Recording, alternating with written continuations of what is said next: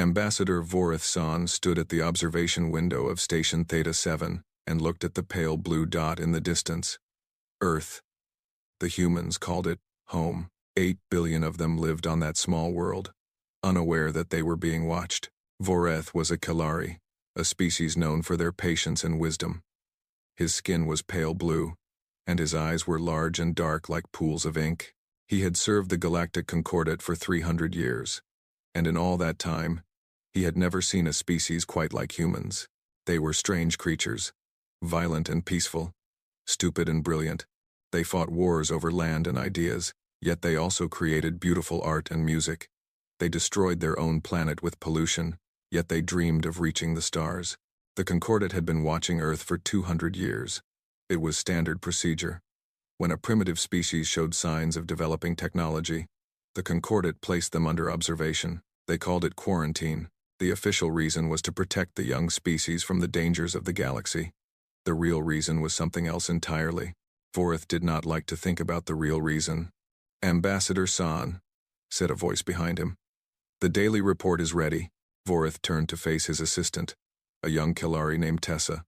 She held a datapad in her hands, and her expression was calm and professional. "Thank you, Tessa," Vorith said. "Anything unusual?" "No, sir. The humans continue as normal. Their radio signals show no significant changes. Their satellite network is stable. Their space program remains limited to their own solar system." Vorith nodded. This was always the report.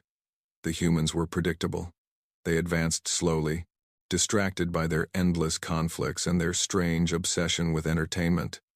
The Concordat estimated that they would not be ready for contact for another 200 years. By then, they would be properly prepared, properly controlled. Voreth pushed the thought away. He did not like to think about what properly prepared meant. "Very good," he said. "I will review the report in my quarters. You may continue with your duties." Tessa bowed her head and left the observation deck. Vorith remained at the window, watching the distant Earth. He wondered what the humans were doing right now. Were they sleeping? Eating? Fighting? Loving? Did they ever look up at the stars and wonder if someone was looking back? Of course they did. Humans were dreamers. It was perhaps the thing Vorith liked most about them. He stayed at the window for a long time, lost in thought. Then he went to his quarters to sleep. 6 hours later, everything changed. The alarm woke Vorith from a deep sleep. He sat up in his bed, his heart's pounding. The alarm was loud and harsh, and it meant only one thing. Something was very wrong. He dressed quickly and ran to the command center. The room was filled with chaos. Officers shouted at each other. Screens flashed with warning lights. The station commander, a Xelthari named Korax, stood in the center of it all, his scales dark with anger. "What is happening?" Vorith demanded. Korax turned to face him. The Xelthari was tall and muscular, with sharp teeth and cold eyes. His species was known for their aggression. They had joined the Concordat centuries ago, but they had never lost their warrior instincts. "The humans," Korax said. "They are gone." Vorith did not understand. "Gone? What do you mean, gone?" "I mean exactly what I said, Ambassador. They are gone. All of them. Every single human on Earth has vanished." Vorith felt his blood turn cold. "That is impossible. There are 8 billion of them. They cannot simply vanish." "Look for yourself," Korax said. He pointed at the main screen. Vorith looked. The screen showed Earth, the same pale blue dot he had been watching for years. But something was different. The planet was silent. No radio signals. No television broadcasts. No satellite communications. Nothing. "We detected the anomaly 6 hours ago," Korax explained. "At first we thought it was a technical error. We checked our equipment. Everything was working perfectly. So we sent a probe to investigate. And," Korax pressed a button on his console. The screen changed, showing images captured by the probe. Vorith leaned forward, his eyes wide. The images showed cities. Empty cities. Streets filled with abandoned vehicles. Doors left open. Lights still burning. Food left on tables. Half-eaten. But no people. Not a single human anywhere. "We scanned the entire planet," Korax said. "Every continent. Every city. Every village. There is no one there. The humans have vanished." Vorith could not believe what he was seeing. There must be bodies. Some sign of what happened. A plague, perhaps. Or a weapon. There are no bodies, Korek said. No blood. No signs of violence. No indication of disease. The humans simply disappeared. One moment they were there, and the next moment they were not. Vorith looked at the images again. He saw a child's toy lying in a playground, a dog wandering down an empty street, a cat sitting on a windowsill, looking out at nothing. The animals were still there. The plants were still there. Only the humans were gone. This is not possible, Vorith whispered. And yet, it has happened, Korek said. His voice was hard. The question is what we do now. The news spread across the galaxy like fire. Within hours, every species in the Concordat knew what had happened on Earth. Theories spread even faster than the news. Some said it was a plague, a disease so deadly that it killed every human instantly and left no trace. Others said it was a weapon. Perhaps the humans had finally destroyed themselves, as so many species had predicted they would. But the most frightening theory was this. Something had taken them. Something powerful enough to remove 8 billion people from a planet in a single night. Something that left no evidence, no witnesses, no survivors. The Galactic Concordat called an emergency meeting. Representatives from every major species gathered on Seraphis, the capital world. The great chamber was filled with voices, all speaking at once, all demanding answers. Ambassador Vorith-san sat in his chair and listened. He felt tired and old. He had spent so many years watching the humans, studying them, trying to understand them. Now they were gone, and he felt like a piece of himself had been taken with them. The Xelthari representative stood up. His name was General Zarn, and he was one of the most powerful military leaders in the Concordat. His voice silenced the chamber. We all know what this means, Zarn said. The humans were dangerous. We knew this from the beginning. They were aggressive, unpredictable, and they bred like insects. We should have dealt with them centuries ago. Dealt with them, another voice said. It was the representative from the Vorn Collective, a hive mind species that existed as a single consciousness spread across millions of bodies. You mean exterminated them? Call it what you will, Zarn said. The point is that we failed to act, and now something has happened, something beyond our understanding. We must prepare for the worst. The worst? Said the Kalari representative, an elderly woman named Sola. What exactly do you imagine the worst to be, General? Whatever took the humans may come for us next, Zarn said. We must mobilize our fleets. We must prepare for war. The chamber erupted in noise. Some agreed with Zarn. Others called him a fool. Vorith sat silently, watching and listening. He did not believe that something had taken the humans. He did not believe that they had destroyed themselves either. He believed something else entirely. Something that he could not prove. Something that frightened him more than any of the other theories. He believed that the humans had chosen to disappear. The emergency session lasted for 3 days. In the end, the Concordat agreed on a plan. They would send a science fleet to Earth, 200 vessels, equipped with the most advanced sensors and scanners in the galaxy. They would study the planet. They would search for clues. They would find out what had happened to the humans. Vorith volunteered to join the expedition. He told the council that his years of experience studying humans made him valuable. This was true, but it was not the real reason he wanted to go. He wanted to see Earth for himself. He wanted to walk on the surface of the planet he had watched for so long. He wanted to understand. The fleet departed from Seraphis and traveled through hyperspace for 2 days. When they emerged, Earth filled the view screens. It looked the same as it always had. Blue oceans, green and brown continents, white clouds drifting across the atmosphere. But Vorith knew that it was not the same. The planet was empty now. A ghost world. The fleet entered orbit and began scanning the surface. The readings confirmed what the probe had shown. No human life signs anywhere on the planet. The animals were still there, confused and lost without their masters. The plants were still growing. The machines were still running, powered by systems that did not require human control. But the humans themselves were gone. Vorith requested permission to lead a landing party. The fleet commander, a cautious Kelari named Admiral Thorn, granted the request reluctantly. Vorith took a shuttle down to the surface, along with a team of scientists and security officers. They landed in a city called New York. Vorith had studied this place many times. It was one of the largest human settlements, home to millions of people. Now, it was silent. Vorith stepped out of the shuttle and looked around. The buildings rose high above him, reaching toward the sky like metal trees. The streets were wide and empty. Vehicles sat motionless, their doors open, their engines cold. Spread out, Vorith said to his team. Look for any clues, any sign of what happened. The team moved through the city like ghosts. They entered buildings and found meals left on tables. They found clothes laid out on beds, as if their owners had been preparing to dress. They found computers still running, screens displaying messages that would never be read. One of the scientists found something strange. He called Vorith over to look. What is it? Vorith asked. The scientist pointed at a wall. Someone had written something there, in red paint. The words were in the human language called English. Vorith knew enough to read them. We were always watching too. Vorith felt a chill run down his spine. He stared at the words for a long time. Then he ordered his team to continue the search. They found more messages as they explored. Some were written on walls. Others were carved into wood or scratched into metal. All of them said the same thing. We knew. We saw you. We were ready. Vorith did not understand. What did the humans know? What had they seen? Ready for what? He reported his findings to Admiral Thorne. The Admiral was disturbed but not surprised. Similar messages had been found all over the planet. In every city, in every village, in every language. The humans had known they were being watched. They had known about the Concordat. They had known about the quarantine. And they had prepared. But prepared for what?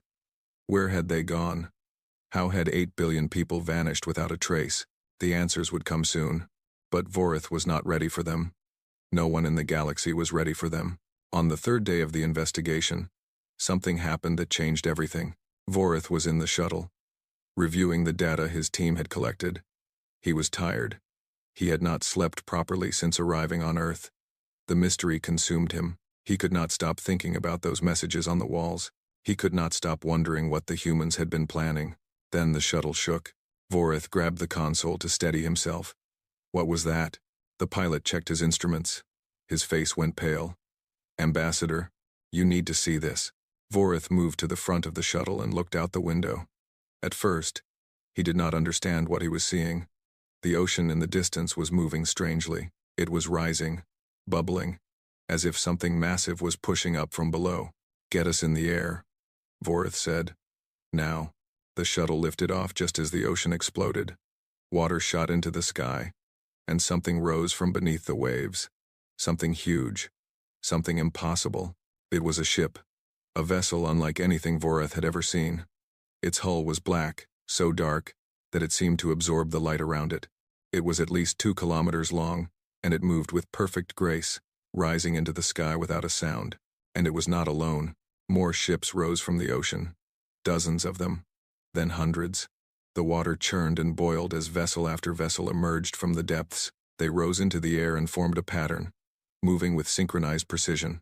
Vorith's communicator screamed with voices. Reports came in from all over the planet. Ships were rising everywhere.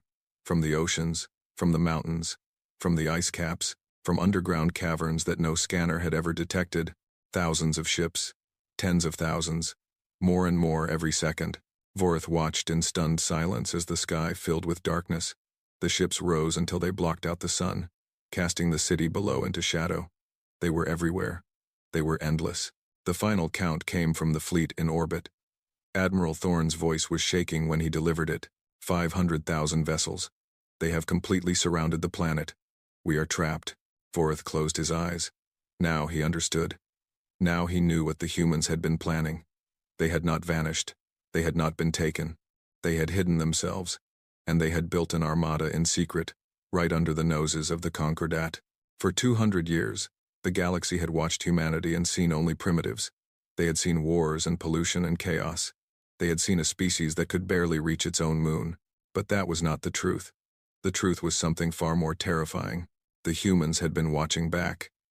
And while the galaxy laughed at their weakness, they had been building their strength. Now they were ready. The ships hung in the sky like silent judges, waiting. Vorith did not know what they wanted. He did not know if they came in peace or war. He did not know if he would survive the next hour. But he knew one thing for certain. The galaxy would never be the same again. Admiral Thorne stood on the bridge of his flagship and watched the end of everything he had known. The view screen showed Earth, but the planet was barely visible now. 500,000 ships surrounded it, forming a perfect sphere of black metal.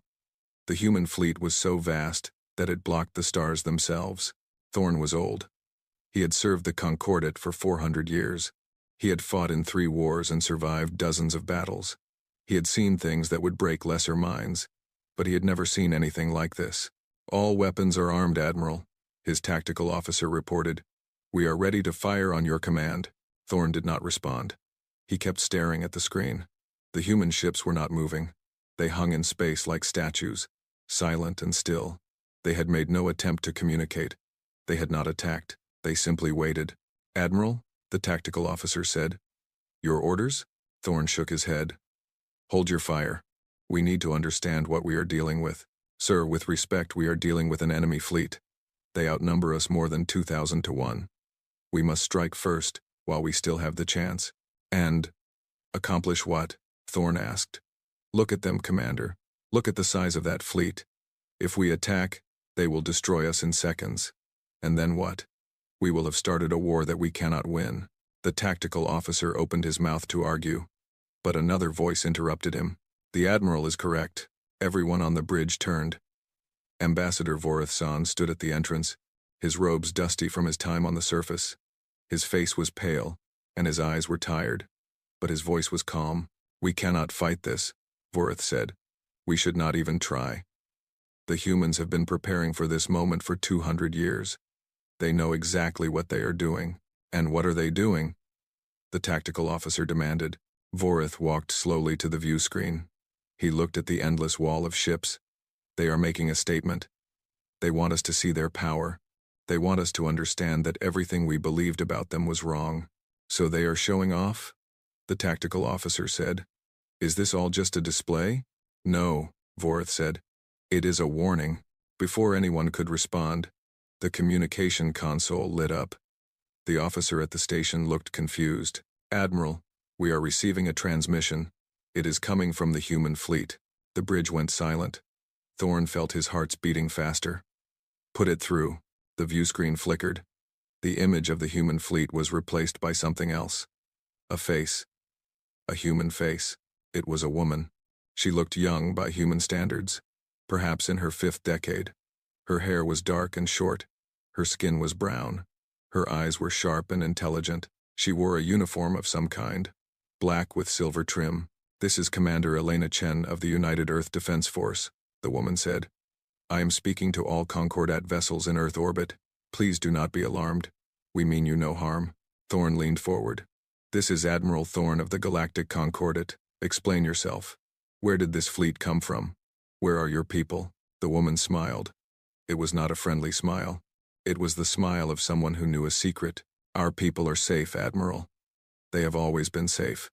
They are aboard these ships and in facilities throughout our solar system.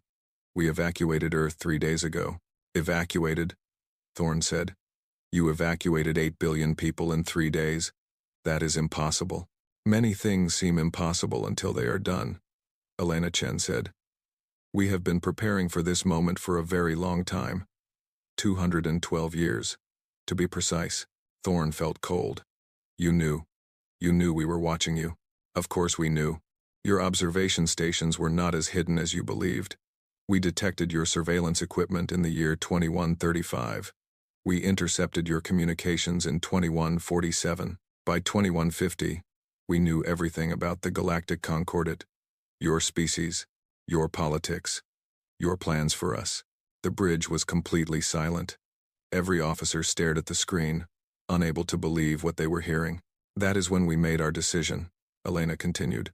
"We could have announced ourselves. We could have demanded to be treated as equals. But we studied your history, Admiral. We learned what happens to primitive species that try to join the Concordat before they are ready. We learned about the cultural reformation programs. We learned about the Zelthari extermination campaigns." Her voice grew harder. "We learned that you plan to strip away our identity and make us obedient servants of your empire. And we decided that this would never happen." Thorn found his voice. "So you hid. You built this fleet in secret." "We did more than hide, Admiral. We evolved. For 200 years, we let you see only what we wanted you to see.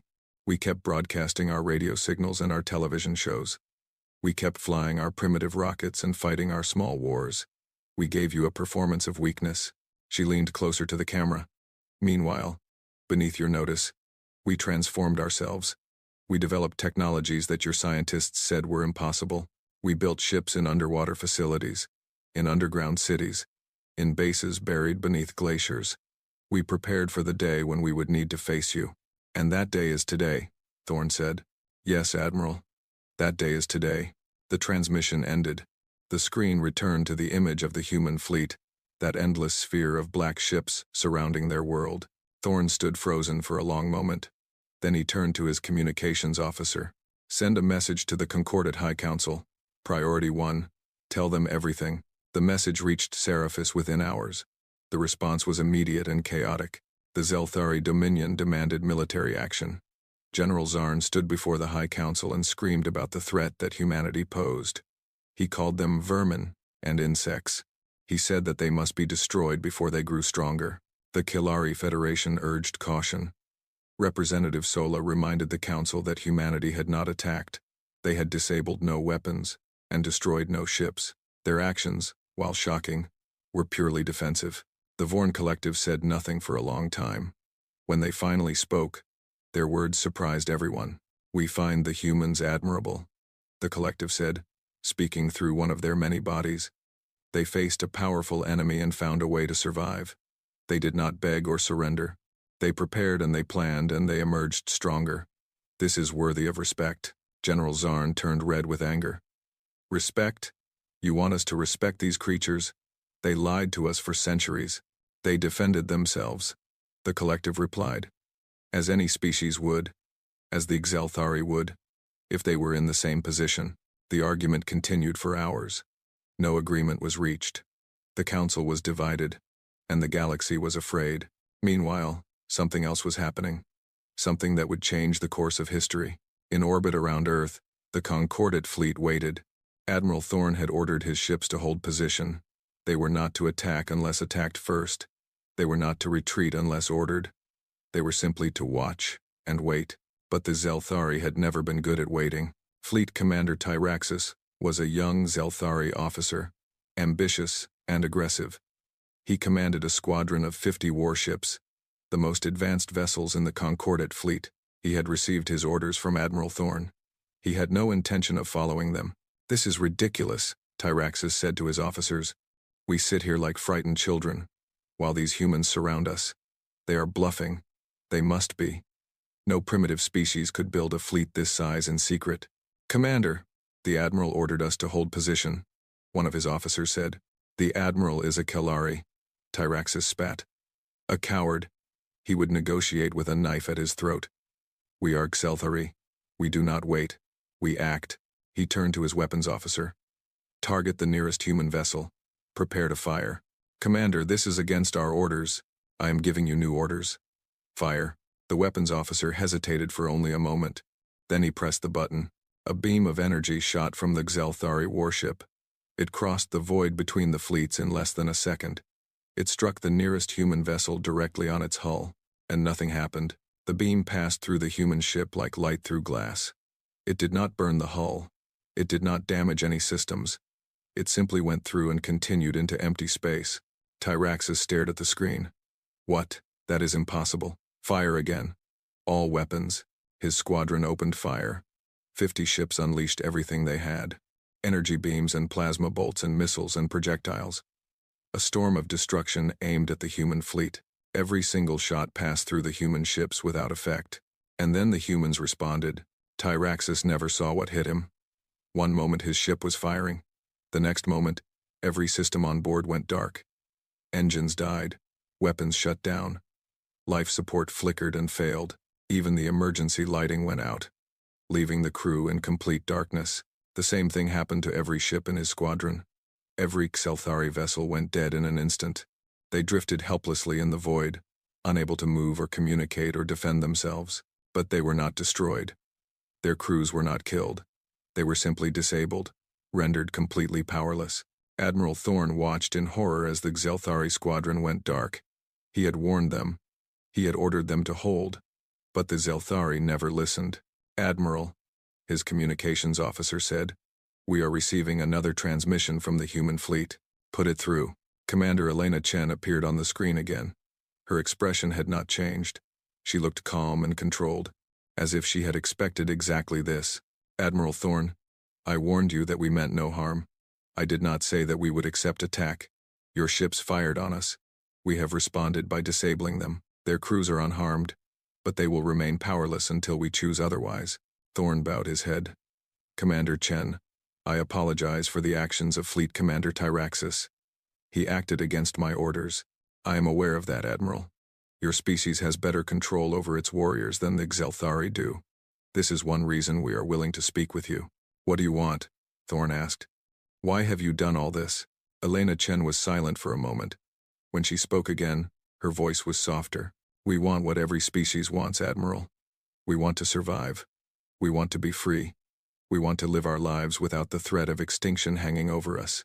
The Concordat does not exterminate species," Thorne said. "No. You merely erase their cultures and control their development. You turn them into obedient members of your collective. Species that resist are left to the Zelthari, who have destroyed 17 races in the past 1,000 years. Thorne could not deny this. It was true. He had seen it happen. He had participated in it. "We do not want to be your enemies," Elena continued. "We do not want war. But we will never allow ourselves to be controlled. We will never accept your cultural reformation. We will never bow to your empire. Then what do you propose?" Elena smiled again. This time, the smile seemed genuine. "We propose a meeting, Admiral. A formal introduction between humanity and the Galactic Concordat. We will send an ambassador to Seraphis. She will explain our terms. We ask only that she be given safe passage and treated with respect." Thorne considered this. He had no authority to accept such a proposal, but he knew that the High Council would have no choice but to agree. The alternative was war with a fleet that could disable entire squadrons without effort. "I will relay your proposal to the High Council," he said. "I cannot promise anything." "We understand, Admiral. We have waited 200 years. We can wait a little longer." The transmission ended. Thorne slumped in his chair. He felt exhausted and old. Everything he had believed about the galaxy had been proven wrong. The universe he had known was gone. Around him, his officers worked in silence. No one knew what to say. No one knew what to think. In the distance, the human fleet waited. 500,000 ships, patient and still. They had revealed themselves to the galaxy. They had demonstrated their power. Now they waited for the galaxy to respond. Thorne looked at the view screen one last time. He thought about what Elena Chen had said. They had been watching.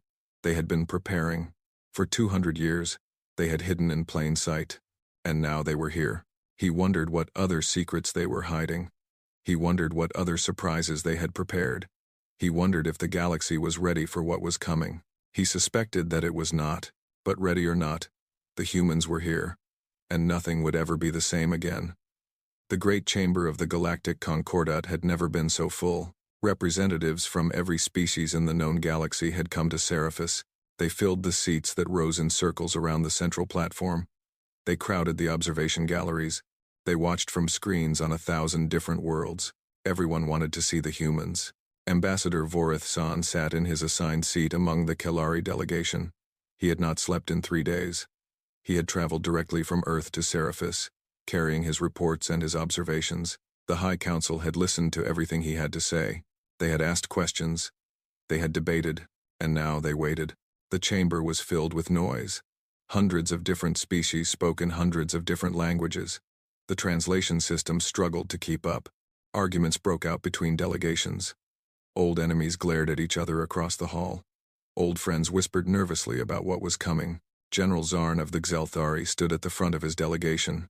His scales were dark with rage, and his hands kept moving toward his weapons. He had been arguing for immediate military action since the moment the human fleet revealed itself.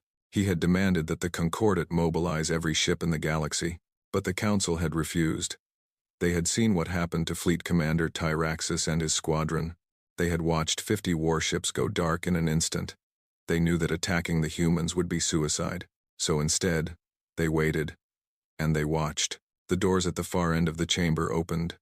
The noise died instantly. Every eye in the hall turned toward the entrance. A single figure walked into the chamber. She was small by the standards of most species in the Concordat. Her skin was brown, her hair was dark and short, and her eyes were calm and steady. She wore a simple uniform, black with silver trim. No armor, no weapons, no guards. She walked alone. Vorith felt his breath catch in his throat. He had watched humans for 200 years. He had studied their behavior and their culture. He had seen images of billions of them, but he had never stood in the same room as one. She was different in person. There was something about the way she moved. Confident but not arrogant. Alert but not afraid. She walked through a hall filled with species that could kill her with a single blow, and she showed no fear at all. Her name was Elena Chen. Vorith had seen her transmission from the fleet. She had identified herself as a commander then. Now, it seemed, she was an ambassador. Elena walked to the center of the chamber and stopped on the speaking platform. She looked around at the assembled representatives. Her gaze moved slowly across the hall, taking in every species, every face. When her eyes passed over Vorith, he felt a strange sensation. It was as if she was looking not at him, but into him. "Thank you for receiving me," she said. Her voice was quiet, but the chamber's systems amplified it perfectly. "I know that my presence here is unexpected. I know that many of you are afraid. I know that some of you are angry." Her gaze moved to General Zarn. The Zelthari general stared back at her with undisguised hatred. "I am here to explain," Elena continued. "Not to threaten, not to demand. Simply to explain." She paused for a moment, gathering her thoughts. Then she began. 212 years ago, a scientist on Earth detected an unusual signal from space. It was not natural. It was clearly artificial. She traced its source to a satellite in orbit around our 8th planet, what we call Neptune, a satellite that we had not placed there. The chamber was completely silent. Every being listened intently. We investigated quietly. We discovered that our solar system was filled with observation devices, hidden in asteroids, buried in comets, orbiting our planets. You were watching us, every moment of every day. You were watching. She let that statement hang in the air. At first, we were excited. We had always wondered if we were alone in the universe. Now we had proof that we were not. We dreamed of meeting you, of learning from you, of joining your great civilization among the stars. Her voice grew harder. Then we intercepted your communications. We decoded your languages. We learned the truth about the Galactic Concordat. Elena turned slowly, addressing every section of the chamber. We learned that you do not welcome new species. You control them. You observe them until they reach a certain level of development. Then you approach them and offer them membership in your Concordat. And if they accept, you begin the process of cultural reformation. The word hung in the air like poison. Cultural reformation, Elena repeated. Such a gentle phrase for such a terrible thing. You study a species until you understand their weaknesses, their fears, their divisions. Then you use that knowledge to reshape them. You eliminate the aspects of their culture that you find troublesome. You encourage the aspects that make them easier to control. Within a few generations, the original species is gone. In its place is something new, something obedient, something safe. General Zarn stood up. "You dare accuse us of—" "Sit down, General," Elena said. Her voice was calm, but something in her tone made the Zelthari hesitate. "I have not finished speaking." Zarn remained standing for a moment. Then, slowly, he sat. "We learned about the cultural reformation programs," Elena continued. "We learned about the species that refused to participate. The Tyranni, the Vexar, the Olorim, 17 species in total, all of them destroyed by the Xelthari Dominion." She looked directly at Zarn. "You called them aggressive. You said they were a threat to galactic peace. But the truth is simpler. They refused to be controlled. They refused to give up their identity. So you killed them all. Every last one." Zarn's scales had turned dark. His hands gripped the arms of his chair, but he did not speak. "When we learned all of this," Elena said, "we had a choice to make. We could announce ourselves and hope for the best. We could trust that you would treat us differently. We could believe that you would respect our culture and our freedom." She shook her head. "We chose not to take that risk. We chose to prepare. Elena touched a control on her wrist. The center of the chamber lit up with a holographic display. It showed Earth, the blue planet that Vorith had watched for so many years. For 200 years, we gave you exactly what you expected to see. We continued broadcasting our radio and television signals. We continued our space programs, carefully limited to our own solar system. We continued fighting our small wars and our political conflicts. We gave you a show. The display changed. It showed the surface of the Earth, then descended beneath it. Underground cities appeared. Vast caverns filled with buildings and lights. Factories, training centers, shipyards. Meanwhile, we built our real civilization underground. We excavated spaces beneath every continent. We constructed cities that could house millions. We developed technologies in secret, away from your watching eyes. The display showed the oceans. Again, it descended beneath the surface. More cities appeared, enclosed in massive domes. More shipyards. More factories. We did the same beneath our seas, and in the ice caps of our polar regions, and in the asteroid belt of our solar system. Everywhere your satellites could not see, we were working, building, preparing. The display showed the fleet. 500,000 ships, arranged in their sphere around Earth. In 200 years, we transformed ourselves from a primitive species into a power that could challenge the Concordat itself.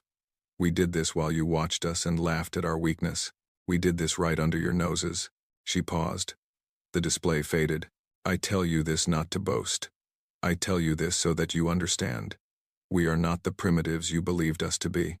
We are not children who need your guidance. We are a species that sees threats clearly and responds to them effectively. Elena's voice softened slightly. But we are not your enemies. We have no desire for conquest. We have no interest in war. We simply want what every species wants. The right to exist. The right to be free. The right to determine our own future. She looked around the chamber one more time. We are requesting membership in the Galactic Concordat. Full membership as equals. Not as a species to be reformed or controlled. Not as servants or subordinates. As partners. The chamber erupted. Representatives shouted questions and objections. General Zarn was on his feet again, screaming about threats and treachery. Others called for calm. Others simply stared in shock. Elena stood patiently in the center of it all, waiting for the noise to die down. Eventually, it did. The council speaker, an ancient Kalari named Telos, raised his hand for silence. Ambassador Chen, Telos said, what you are asking is unprecedented. No species has ever been granted full membership without first completing the integration process. Then perhaps it is time for a precedent to be set, Elena replied. And if we refuse? Elena's expression did not change. Then we will leave. We will take our fleet and our people, and we will find another part of the galaxy to call home, a part where we will not be threatened or controlled. You would abandon your homeworld? Earth is not our only home anymore, Council Speaker. It has not been for 2 centuries. We love our planet, but we have learned to live without it. We will not be held hostage by sentiment. Telos was silent for a long moment. Then he spoke again. And if we attempt to stop you by force? Elena smiled. It was a small, sad smile. Council Speaker, you saw what happened to the Zelthari squadron at Earth.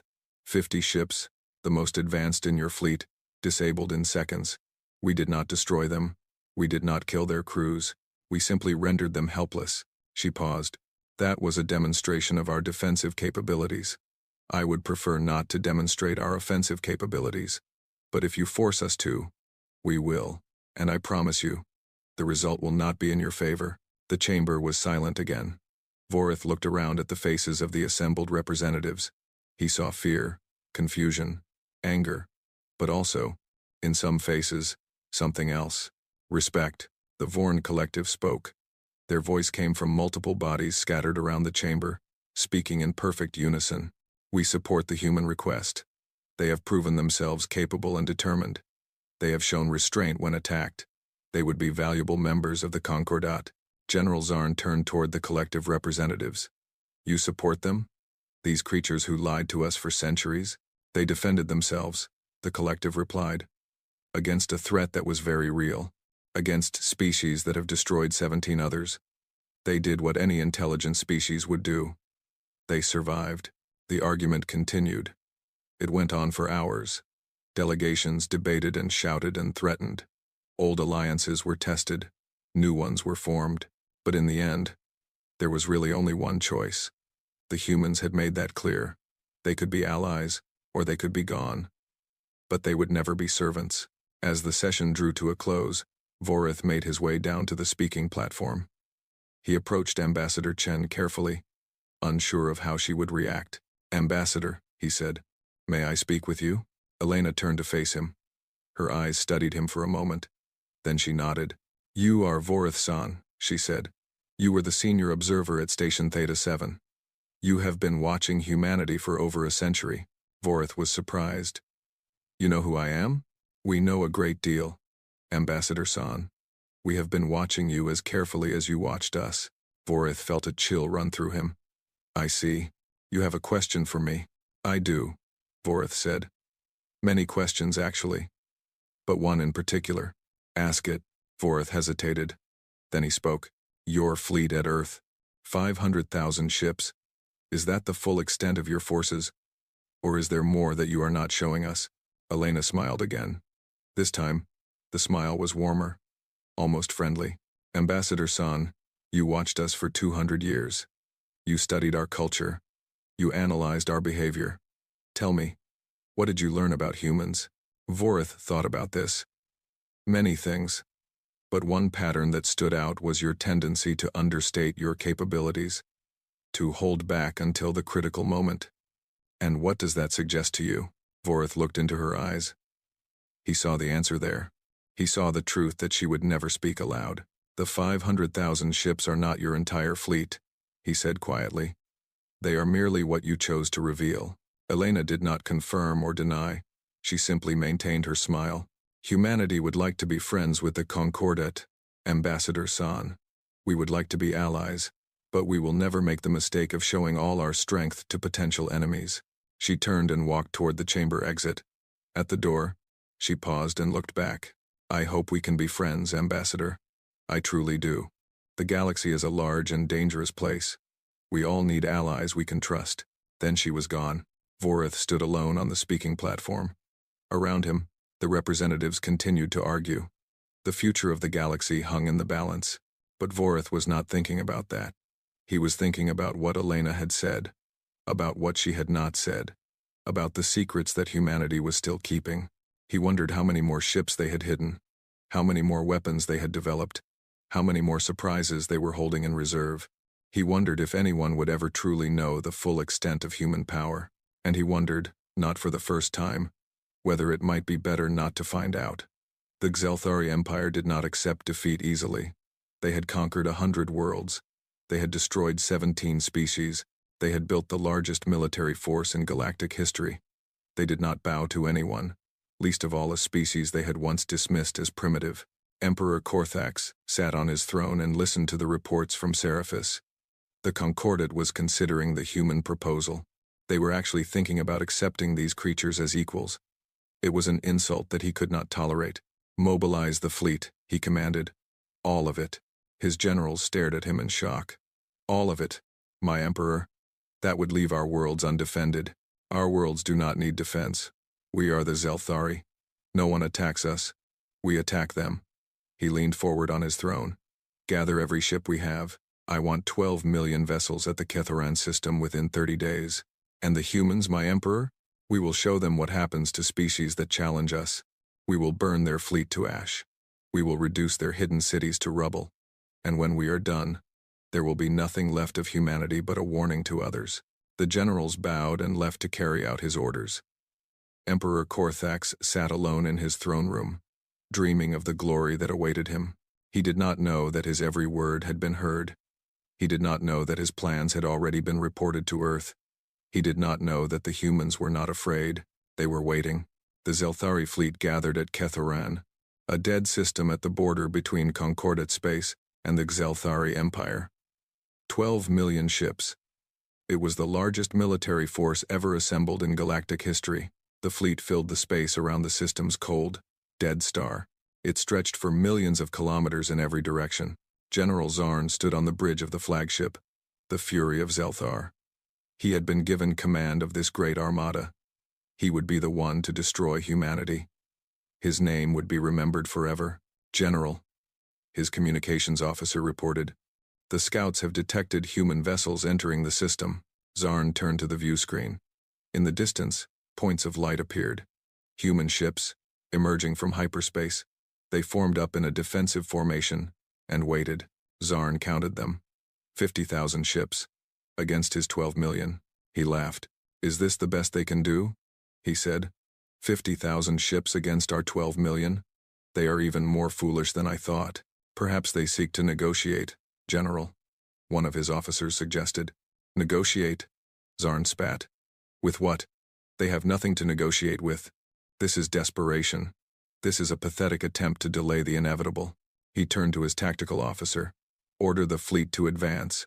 Full speed. All weapons ready. We will crush them in a single strike. 12 million Zelthari ships began to move.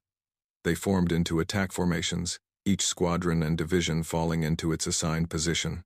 They advanced toward the human fleet like a wall of metal and fire. On the human flagship, Ambassador Elena Chen watched the approaching enemy. She sat in a command chair on the bridge, surrounded by officers and crew. Admiral Marcus Stone stood beside her, his weathered face calm and steady. They are coming, Stone said. All 12 million of them. I can see that, Admiral. Our fleet is outnumbered 240 to 1. I can count, Admiral. Stone smiled slightly. Just making sure you understand the situation, Ambassador. I understand it perfectly. Elena looked at the view screen. The Zelthari fleet was vast, endless, a tide of ships that filled the stars. Is everything ready? It is. Then let them come. The two fleets closed the distance between them. The Zelthari moved at full speed, eager for battle. The humans held their position, waiting. The gap between them shrank from millions of kilometers to thousands, from thousands to hundreds. Then the Zelthari opened fire. 12 million ships unleashed their weapons simultaneously. Energy beams, plasma bolts, missiles, railgun projectiles. The barrage was so intense that it lit up the void like a second sun. It was the most devastating attack in galactic history. It should have destroyed the human fleet 100 times over. It did nothing. Every beam passed through the human ships. Every missile detonated against empty space. Every projectile flew through hulls that had become intangible. The human fleet hung in the void, untouched, undamaged, as if the attack had never happened. General Zarn stared at the view screen. His scales had gone pale. What is this? What is happening? General, our weapons are having no effect. The human ships seem to be shifting in and out of phase with normal space. Our attacks cannot touch them. Zarn grabbed the railing in front of him. That is impossible. No technology can do that. General, they are doing it. Before Zarn could respond, the humans attacked. The human ships moved forward with incredible speed. They closed the distance to the Zelthari fleet in seconds, passing through the barrage of weapons fire as if it were nothing. They reached the first line of Zelthari vessels and began their work. They did not fire weapons. They did not need to. Instead, they released swarms of tiny devices, each no larger than a human hand. These devices flew toward the Zelthari ships and attached themselves to their hulls. They burrowed through armor and metal. They reached the control systems inside. And then, one by one, the Zelthari ships went dark. Zarn watched in horror as his fleet died around him. Engines shut down. Weapons went offline. Communications failed. Lights flickered and faded. Ship after ship fell silent, drifting helplessly in the void. What are they doing to us? He screamed. General, the human devices are taking control of our systems. They are shutting everything down. Engines, weapons, life support, everything. Life support? They are killing our crews. No, General. They are leaving life support on minimal power. Enough to keep the crews alive. They are not killing anyone. They are just stopping us. Zarn turned to the view screen. The human fleet moved through his armada like predators through a herd. They touched ship after ship, squadron after squadron. Each vessel they passed went dark and drifted away.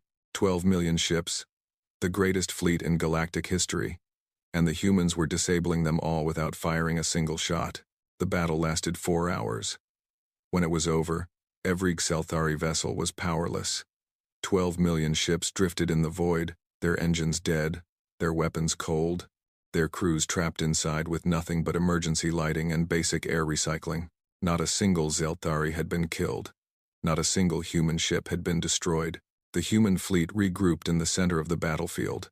They hung there silently, surrounded by the corpses of the Zelthari armada. Then a transmission went out. Every surviving Zelthari heard it. Every Concordat observer heard it. Every world in the galaxy heard it. Ambassador Elena Chen's face appeared on every screen. To the Zelthari Empire and to all who watch, she said, let this serve as a demonstration. 12 million of your finest vessels came to destroy us. We have disabled every one of them without taking a single life. Her voice was calm, almost gentle. We could have killed you all. Every ship, every soldier, every life in this fleet. It would have been easy. Your weapons could not touch us. Your armor could not stop us. You were helpless from the moment you entered this system. She paused. We chose mercy instead. We chose to show you that humanity is not your enemy. We have no desire for conquest. We have no interest in revenge. We simply want to exist, in peace, as equals among the stars. Her expression hardened slightly. But understand this. Our mercy is a choice, not a weakness. If you attack us again, we will defend ourselves. And next time, we may not be so gentle. The transmission ended. In the void, rescue ships began to arrive. Concordat vessels, sent to retrieve the disabled Zelthari fleet. They worked slowly, carefully, towing each powerless ship to safety. It would take weeks to rescue everyone. On his flagship, General Zarn sat in darkness. The emergency lights cast strange shadows across his face. His officers surrounded him, equally helpless, equally humiliated. What do we do now, General? One of them asked. Zarn did not answer. He stared at the blank view screen, thinking about what had happened, thinking about what he had witnessed. He had seen the impossible. A fleet outnumbered 240 to 1 had defeated his armada without suffering a single casualty. They had weapons that passed through matter. They had devices that could take control of any ship. They had speed and precision beyond anything he had ever imagined. And according to their ambassador, this was only a fraction of their true strength. For the first time in his life, General Zarn felt something he had never experienced before: fear. The news of the Battle of Kethoran spread across the galaxy like wildfire. Every species heard the story. Every world watched the recordings. The Zelthari Empire, the most feared military power in known space, had been defeated utterly. And they had been defeated by a species that most of the galaxy had never even heard of until a few weeks ago. Emperor Korthax received the news in his throne room. He listened in silence as his generals described the disaster. 12 million ships, disabled. His greatest warriors, humiliated. His empire, exposed as weak and vulnerable. When the report was finished, he sat very still for a long moment. Then he rose from his throne. Get out, he said. All of you. Leave me. His generals fled. They knew better than to argue with the emperor when he was in this mood. Korthax stood alone in his throne room. He walked to the great window that overlooked his capital city. Millions of his people lived there, going about their daily lives, unaware that their world had just changed forever. He had built his empire on strength, on fear, on the certainty that no one could stand against the Zelthari. Now that certainty was gone. A door opened behind him. He turned to see a figure entering the throne room. It was not one of his generals or ministers. It was a young Zelthari officer, one of the few who had survived the disaster at Kethoran. You should not be here, Korthax said. I ordered everyone to leave. I know, my emperor. The officer walked toward him. Her movements were calm, confident. But the other generals are too afraid to tell you what must be said. And what is that? That your leadership has brought us to ruin. That your arrogance has destroyed our fleet. That if you continue on this path, you will destroy our entire species. Korthax stared at her. You dare speak to me this way? I will have you executed for treason. No, you will not. The officer stopped a few meters away from him. Because you know I am right. The humans have shown us something today. They have shown us that there are forces in the galaxy more powerful than we are. And they have shown us that power alone is not enough. What do you suggest then? That we surrender? That we bow to these humans? I suggest that we learn from them. The officer's eyes were steady. They did not kill our people when they could have. They showed mercy when they did not need to. Perhaps there is wisdom in that. Perhaps we have been wrong about many things. Korthax turned back to the window. He was silent for a long time. Who are you? He finally asked. My name is Celtrix. I was a squadron commander at Kethoran. My ship was one of the first to be disabled. I spent 6 hours drifting in darkness, waiting to die. She paused. But death never came. The humans kept us alive. They did not have to, but they did. And that changed your mind about them? It made me think. For the first time in my life, I met an enemy who did not want to destroy us. They only wanted to be left alone. Is that so wrong? Korthax did not answer, but he did not call for guards either. He stood at the window, watching his city, thinking about everything that had happened. 3 days later, Emperor Korthax was removed from power. His own military turned against him, led by officers who had survived Kethoran. Celtrix became part of the new leadership council that took his place. The Zelthari Empire sent a message to the Galactic Concordat. They were willing to discuss peace. They were willing to accept humanity as members of the Concordat. The galaxy had changed forever. And it had changed without a single drop of blood being spilled. On the human flagship, Admiral Stone reviewed the reports from across the galaxy. The Zelthari had surrendered. The Concordat was accepting humanity's terms. Everything they had worked for was finally happening. Elena Chen sat beside him, looking tired but satisfied. We did it, she said. After 200 years, we finally did it. We did. Stone was quiet for a moment. But what happens if they learn the truth? The truth about what? About our fleet. About our capabilities. Stone looked at her. We used almost everything we had at Kethoran. If the Zelthari had sent more ships, or if another power had attacked at the same time, we would have been in serious trouble. Elena smiled. But they did not know that, and they never will. So our entire strategy is based on a bluff? Not a bluff, Admiral. A reputation. Elena turned to look out the viewport. The galaxy believes we have millions of ships hidden somewhere. They believe we have weapons that can destroy stars. They believe we are far more powerful than we actually are. And when they realize the truth, by then, we will have built more ships, developed more technologies, made more allies. She looked back at him. We have been preparing for 2 centuries, Admiral. We are not going to stop now. Stone nodded slowly. So we keep building. We keep growing. We keep preparing. Always, Elena said. Humans always prepare for the worst. It is what we do. It is what we have always done.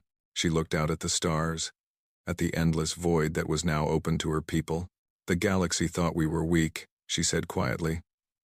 They thought we were primitives. They were wrong, and they will never make that mistake again. Stone smiled. No, I do not think they will. Outside, the human fleet hung in the darkness, patient and watchful. They had won a great victory today, but they knew that it was only the beginning. The galaxy was vast, and there were many dangers yet to come, but humanity was ready for them. They had been ready for a very long time. 1 year had passed since the Battle of Kethoran. 1 year since the galaxy had learned the truth about humanity. 1 year since everything had changed. Ambassador Voreth San walked through the streets of New Geneva, the first human city to be built on the surface after the Great Emergence. The buildings rose around him, tall and elegant, made of materials that seemed to glow in the sunlight. Human children played in the parks. Human adults walked to their jobs, chatting with each other, laughing, living their lives. A year ago, these people had been living underground, hidden from the galaxy in secret cities beneath the earth. Now they walked freely under open skies, building a new world on the surface of their ancient home. Voreth still found it hard to believe. He had spent a century watching humanity through cameras and sensors, studying them from a distance. He had thought he understood them. He had been completely wrong. A human child ran past him, chasing a ball. The child stopped, looked up at Voreth with wide eyes, then smiled and waved before running off again. Voreth smiled back. Humans were not afraid of aliens anymore. They had no reason to be. He continued walking until he reached his destination, a small building at the edge of the city, overlooking a vast green valley. It was simple and elegant, built in a style that Voreth had learned to recognize as traditional human architecture. A sign above the door read, Office of the Ambassador. He entered. Elena Chen sat behind a desk, reviewing documents on a screen. She looked up when Vorith came in and smiled. Ambassador San, I was wondering when you would arrive. I apologize for my delay. Your city is very distracting. There is much to see. There is, Elena agreed. We have been building quickly. Too quickly, some say. But we have a lot of time to make up for. Vorith took a seat across from her. That is what I wanted to talk to you about. The Concordat has questions. They always do. What is it this time? They want to know about your technology, your phase-shifting ships, your control devices, your propulsion systems. You have shared some things with us, but there is much that remains hidden, Elena nodded. And there will remain hidden, for now. We have spent 2 centuries developing these technologies. We are not going to give them away overnight. The Concordat finds this concerning. I am sure they do. Elena leaned back in her chair. Let me ask you something, Ambassador. If your positions were reversed, would you share all your secrets with a civilization that had planned to erase your culture and control your development? Vorith was silent. He had no good answer to that question. We will share our knowledge, Elena continued. In time, when trust has been built, when we are confident that it will not be used against us. She smiled. Until then, we will remain careful. I hope you understand. I do understand, Vorith said. But not everyone in the Concordat is as patient as I am. I know. That is why we maintain our fleet. Elena's smile faded slightly. We do not want war, Ambassador. But we will never be vulnerable again. Our people spent 200 years in darkness, preparing for a threat that might never come. We will not waste that sacrifice. Vorith nodded slowly. He understood. He did not like it, but he understood. They talked for another hour, discussing trade agreements and diplomatic protocols, and the 100 other details that came with integrating a new species into the galactic community. When they were finished, Vorith rose to leave. At the door, he paused. There is one more thing, he said. Something personal. Elena looked at him with curiosity. Yes? I spent a century watching your people, studying them, trying to understand them. Vorith turned to face her. I thought I knew everything about humanity. I was wrong. You surprised me. You surprised everyone. That was the idea. Yes. But what surprises me most is not your technology or your fleet. It is something else. Vorith hesitated. Your mercy. Elena tilted her head. What do you mean? At Kethoran, 12 million Zelthari came to destroy you. You could have killed them all. You had every right to. They had tried to exterminate your species. They had attacked without provocation. By any reasonable standard, you would have been justified in wiping them out. He paused. But you did not. You disabled their ships and left their crews alive. You showed them mercy when they deserved none. Why? Elena was quiet for a long moment. When she spoke, her voice was soft. Because we wanted to be better than them. Vorith waited for her to continue. For 2 centuries, we studied the galaxy. We learned about the species that fill it. We learned about their wars and their conquests and their cruelty. We saw empires built on blood. We saw species exterminated for refusing to submit. We saw a galaxy that ran on fear and violence. She stood up and walked to the window. We decided that we did not want to be part of that. We did not want to become the thing we hated. We could have built weapons of mass destruction. We could have developed viruses and poisons and planet killers. We had the knowledge. We had the capability. She turned to face him. But we asked ourselves, what kind of species do we want to be? What kind of future do we want to build? And we realized that if we met violence with violence, cruelty with cruelty, we would become just another empire, just another power that rules through fear. So you chose another way. We chose to show the galaxy that strength does not require cruelty, that power does not require destruction, that it is possible to defeat your enemies without becoming like them. Elena smiled sadly. Not everyone agreed with this choice. Some of our people wanted revenge. Some wanted to make the galaxy pay for the threat it posed to us. The debates were fierce, but you won those debates. We did. Because most humans understood the truth. If we built our future on hatred and revenge, we would never be free of the past. We would be prisoners of our own anger forever. Vorith looked at her with new eyes. He had studied humanity for a century, but he had never truly understood them until this moment. You are a remarkable species, he said. We are a species that has learned from its mistakes, Elena replied. We have done terrible things in our history, Ambassador. We have waged wars and committed atrocities and nearly destroyed ourselves more than once. But we have also learned. We have grown. We have tried to be better. She walked back to her desk. The galaxy expected us to be monsters. When we revealed ourselves, everyone assumed we would attack, that we would seek revenge for the centuries of surveillance and the threat of extinction. They expected violence because that is all they know. And instead, you offered peace. We offered a choice. We told the galaxy that it could be our enemy or our friend. We made it clear that we would defend ourselves if attacked, but that we preferred cooperation. Elena sat down. It is working, Ambassador. Slowly, but it is working. Voreth thought about this. She was right. In the year since the emergence, much had changed. The Kellery had become close allies of humanity. The Vorn Collective had opened trade relations. Even the Xeltari, humbled by their defeat, were beginning to change. Other species were watching. Other primitive worlds under concorded quarantine were hearing about humanity. They were learning that it was possible to resist, that it was possible to prepare, that they did not have to accept their fate passively. The Concordat was changing, whether it wanted to or not. There is something I need to tell you, Voreth said. Something that is not widely known yet. Elena looked at him with interest. The Kellery Federation has decided to form a formal alliance with humanity. Not just trade agreements or diplomatic relations. A full military and political alliance. We want to stand with you. Elena's eyes widened slightly. That is significant. It is. The Kellery have never formed such an alliance before. We have always been neutral, careful, uninvolved in galactic conflicts. Voreth smiled. But you have shown us that neutrality is not always possible. Sometimes, you have to choose a side. And you have chosen us. We have chosen hope, Voreth said. We have chosen to believe that the galaxy can be better than it is. You have given us that hope, Ambassador. For the first time in centuries, we believe that things can change. Elena was quiet for a moment. Then she stood and extended her hand in the human gesture of greeting and agreement. Then let us build that future together, Ambassador San. Voreth took her hand. Her grip was warm and firm. Together, he agreed.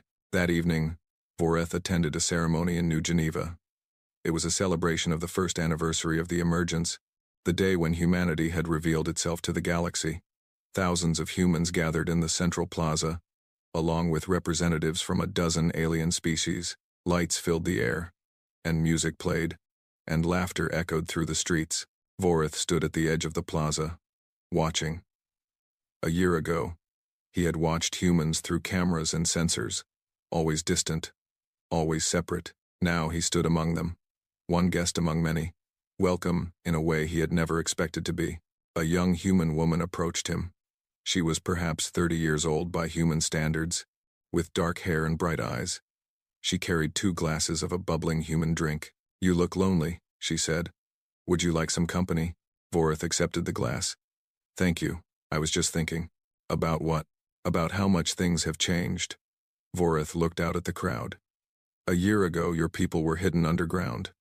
Now you celebrate in the open, with aliens as your guests. It is remarkable. The woman smiled. It is it not? I still have trouble believing it sometimes. I was born in one of the underground cities. I spent my whole life down there, never seeing the sun. I used to dream about what it would be like to walk on the surface. And now? Now I walk on the surface every day. I see the sun rise every morning. I feel the wind on my face. She laughed softly. It is better than I dreamed. So much better. Do you regret the years underground? The woman thought about this. No, I do not. Every child born in those cities knew why we were there. We knew about the galaxy. We knew about the threat. Our parents and grandparents and great-grandparents had made the choice to hide, to prepare, to wait. They gave up their lives in the sunlight so that we could have this.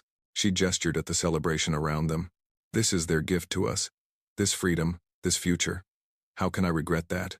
Voreth looked at her with something like wonder. This was what he had never understood about humanity. Not their technology or their tactics. Their spirit. Their willingness to sacrifice for generations yet unborn. Their ability to endure hardship with hope instead of despair. Your people are extraordinary, he said. The woman laughed. We are just people, Ambassador. We have our faults and our failures like everyone else. But we try. We always try. She raised her glass. To the future, she said. Vorith raised his glass in return. To the future. They drank together, human and alien, under the stars of a galaxy that was slowly learning to change. Later that night, Vorith made his way to a quiet garden at the edge of the city. Ambassador Elena Chen was there, sitting on a bench, looking up at the sky. The celebration continued in the distance, but here it was peaceful. May I join you? Vorith asked. Elena nodded, and Vorith sat beside her. They were silent for a while, watching the stars. Then Elena spoke. A delegate from the Vorn Collective asked me something today. They wanted to understand humanity's philosophy, the belief that let us endure 200 years of hiding. What did you tell them? Elena smiled. I told them about something we call hope. Not blind optimism, not wishful thinking. Real hope. The kind that sees the darkness clearly and chooses to believe in the light anyway. Vorith considered this. That is a difficult thing. It is. It is the hardest thing in the universe. Elena looked up at the stars. But it is also the most powerful. Hope is what kept us going when we were hiding underground. Hope is what gave us the strength to build our fleet. Hope is what made us choose mercy at Ketharon instead of revenge. And now? Now hope tells us that the galaxy can change. That species that have been enemies for millennia can become friends. That the cycle of fear and violence can be broken. She turned to face him. That is what we believe, Ambassador. That is what we fight for. Vorith was silent for a long moment. Then he spoke. The galaxy watched your people for 200 years. We thought we understood you.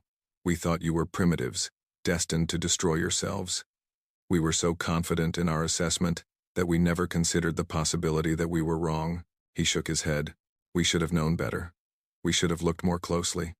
Because the truth about humanity was always there, in every piece of data we collected.